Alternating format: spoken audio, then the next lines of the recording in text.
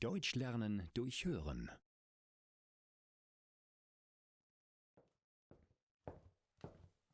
Hallo, Frau Schwarz.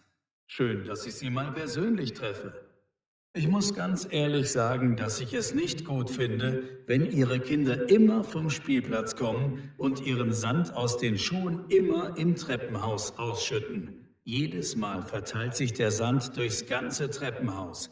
Außerdem ist es sehr rutschig. Ich habe nun schon mehrfach den Sand gefegt. Oh, das tut mir leid. Ich werde mit meinen Kindern darüber sprechen und darauf achten, dass das nicht noch einmal passiert. Das war letzte Woche auch schon so. Und keiner interessiert sich dafür, das sauber zu machen.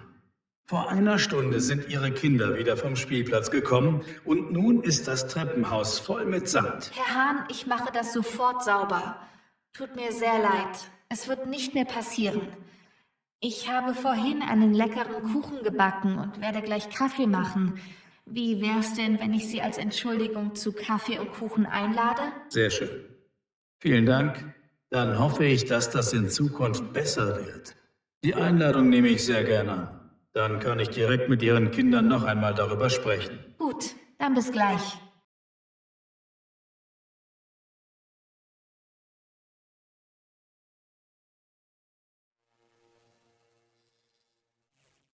Deutsch lernen durch Hören.